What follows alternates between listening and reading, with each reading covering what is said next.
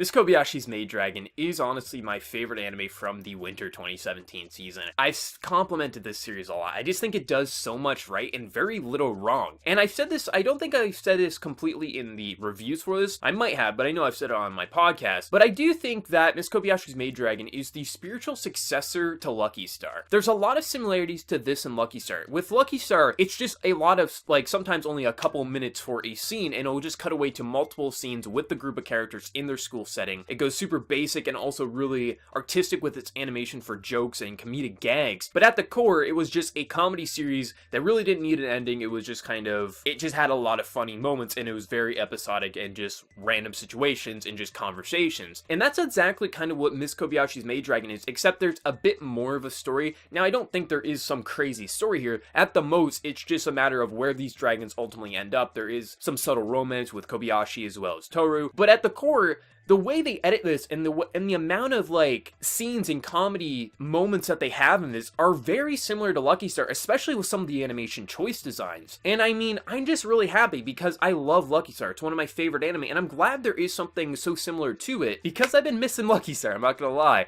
But I really did like this episode again, and I think in a lot of ways this might have been the most balanced episode of Kobayashi's Maid Dragon. Mainly because every character, or every of the main central characters, had enough time to feel important within this episode. Because you can argue at the core this is Toru, Kana's, and Kobayashi's story. However, there are these other dragons. We have Fafnir, and then we have the ex-goddess. I forget her name, but the seductive sexual one that pretty much all the male characters in this show get hot and bothered by.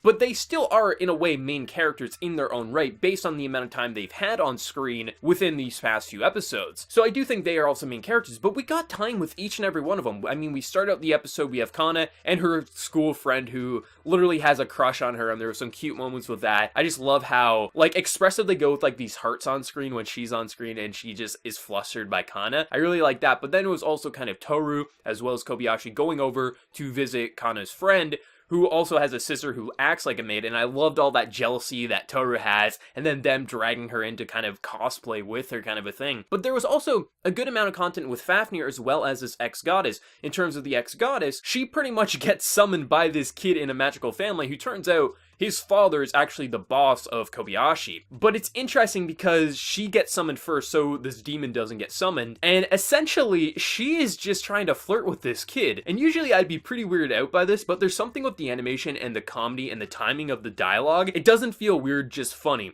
Because this kid is scared of her for obvious reasons, but she tries to seduce him, have a bath with him. This girl has no chill. But then on the other side of the spectrum, we have Fafnir with his new partner that he's living with. And they are just the perfect kind of bromance couple. They play video games, they just kind of get along, and there's a really nice moment within this episode where Fafnir says, you know, it takes so long to figure out if a human is a hit or a miss, so it's not worth it, but then he says, you know what, I don't care, you're a hit. And I really like that moment. It's a very simple moment, but it was a nice moment to show that Fafnir is growing to trust humans, or at least this guy. And that's why I really like this episode, because there was a balance of all the main characters. I felt that not one of them outshined the other. All of the individual scenes with all the characters felt really high and could stand as being the best moment of the episode. There wasn't just one. The entire episode I thought was just overall well balanced, and the animation, the art style, the voice acting, it all matched perfectly. And this is why I'm really liking this series, and I'm really hoping. Now, I did take a look at the manga just to see how many chapters it is, and I think based on how they're adapting it, they're kind of picking and choosing which chapters to adapt, so I don't think they're adapting it in order. I could be wrong, but I do think they're adapting out of order for how they're adapting this. But I think based on what's, like, out with the manga, I think they could do a 2-core if Kyoto Animation wanted to,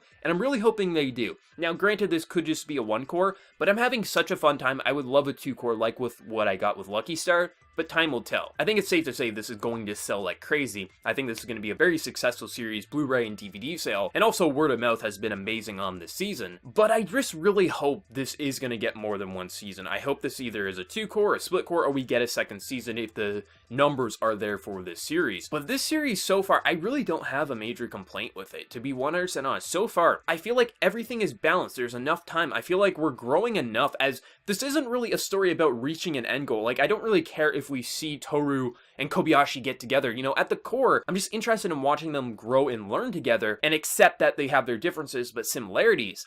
And I think the comedy, the comedic timings for everything is just really good, and so far, I don't have a major complaint with this series. I've seen some just say it's typical moe garbage, and I think they're missing out on a lot of the soul and substance that this series has.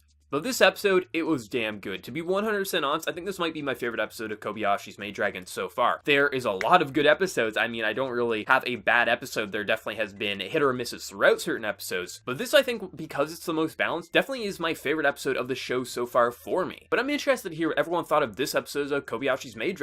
Love it, hate it, and is this your favorite episode? Because it definitely was mine. So let me know your thoughts down in the comment section below. And before we leave, hit that like button if you did enjoy the video. If you're new to the channel, be sure to subscribe. So until next time, everyone, please take care and have a good one.